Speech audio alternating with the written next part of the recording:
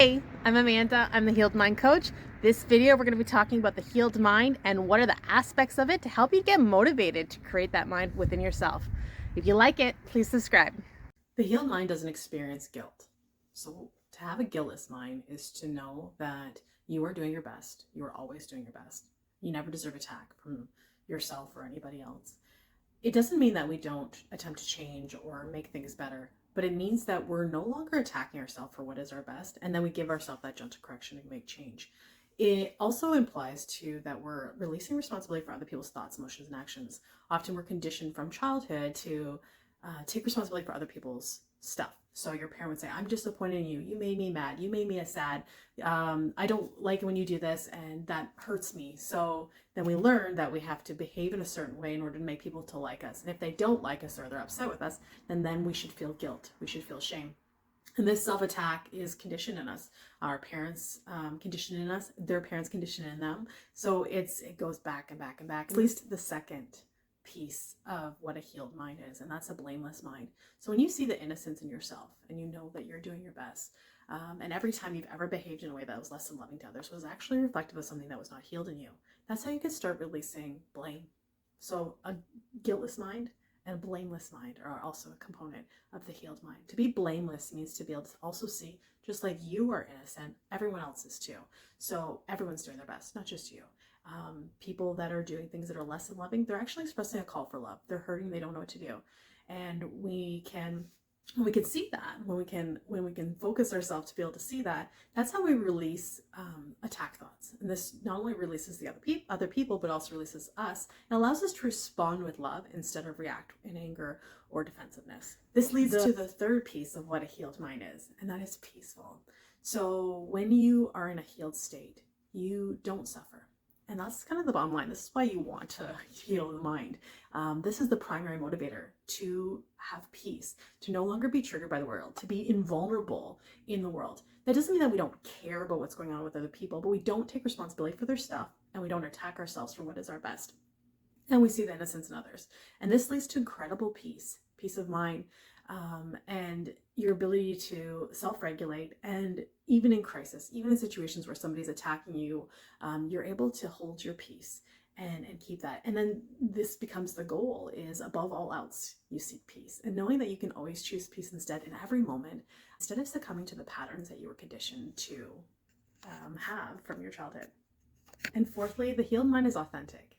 And what that means is that it has a sense of self-love or complete self-acceptance.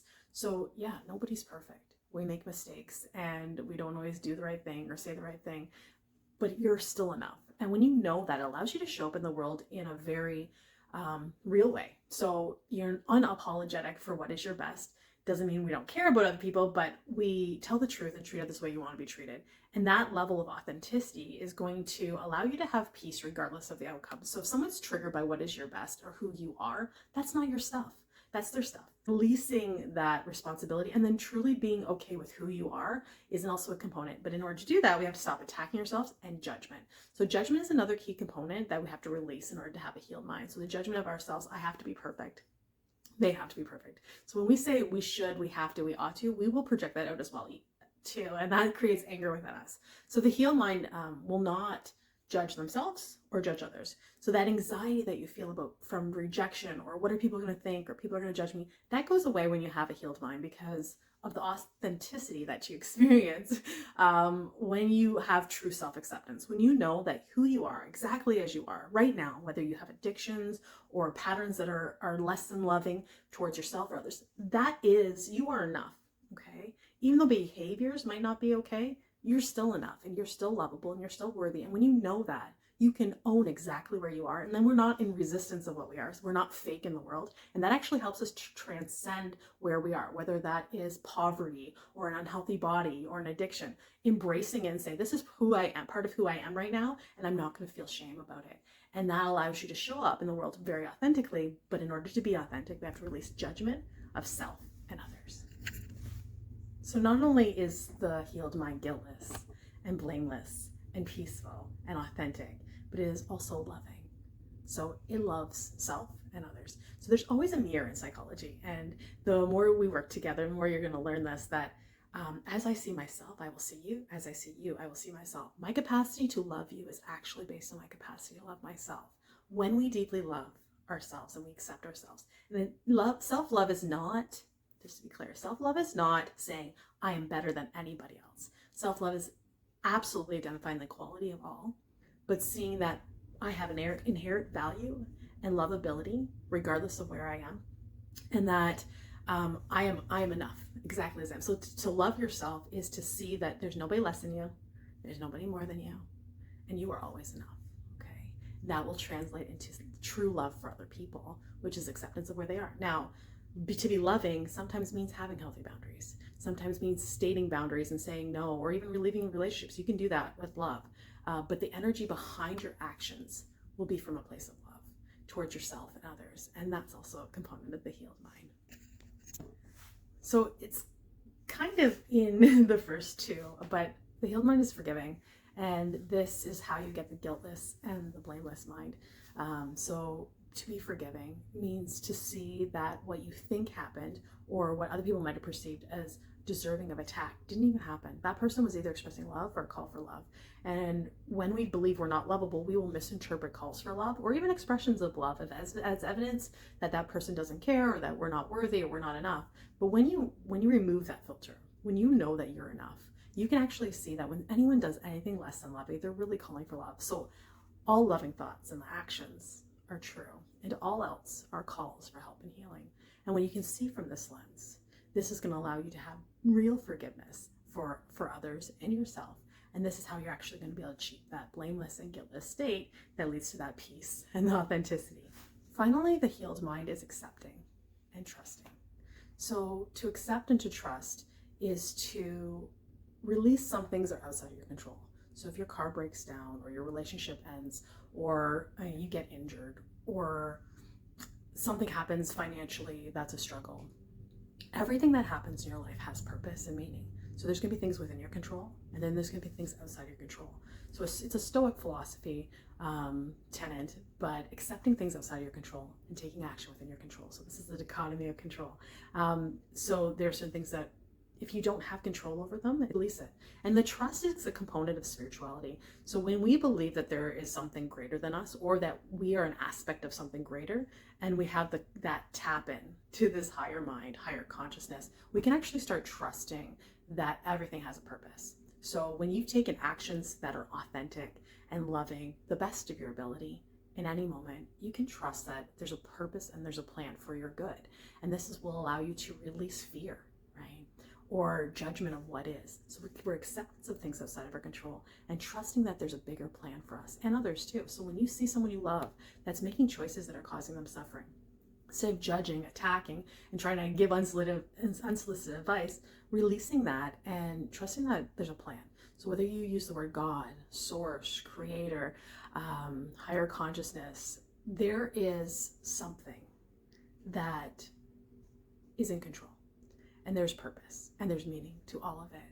And when you have a healed mind, you fall into trust about things outside of your control, and you trust that there's purpose and meaning to your life and the lives of others and the suffering that you experience. And you start to see that suffering or struggles or pain is actually a catalyst for change in your life, and it's evolving you to that higher level of consciousness where you can choose perfect peace. So your peace is an indicator of the path that you're on. And when we struggle, it's kind of our guide to get back on that path, to shift more to love. And when you have that healed mind, anytime that you suffer, you're going to trust that there's purpose in that to help you to heal. Because the healed mind doesn't suffer, that's a really good indicator that your mind is not in alignment with the true. And this is how you can give yourself gentle correction and surrender into things outside of your control and acceptance of things outside of your control.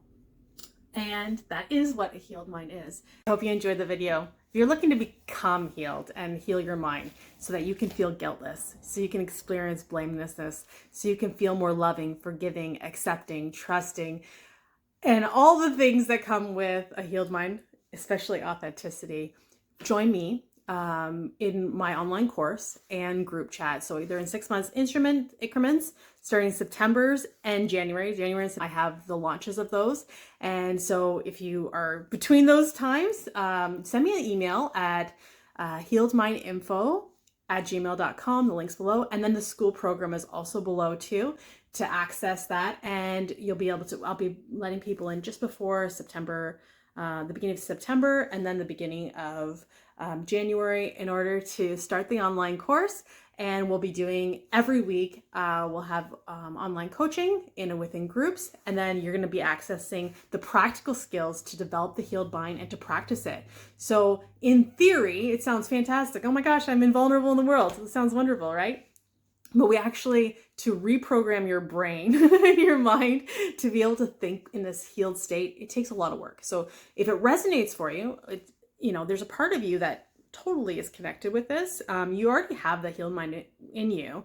But in order to reinforce it and to release the old patterns and move in the new patterns that are going to give you that perfect peace, we have to do some work. So it's going to be a lot of self-awareness, building that capacity, and then the repetition of creating those new thoughts to replace the old patterns is part of the work we're going to be doing. And to have an environment where in a community to support that growth, and then be able to see me on a weekly basis, to hear the voice that speaks only love, reinforced within you with the content that's going to be very practical application of the healed mind concepts, to help you to create the changes that you want to make in your life. So healedmindinfo.com for more, to access me. Even if you want to have a 15-minute call with me, a Zoom call with me, I'm happy to do that, to find out if the program sounds like a fit for you. You can also check out the school link below, and get ready to sign up either in September or January, depending on what time of year it is that you're watching this. And yeah, I wish you peace, and I hope you come join me.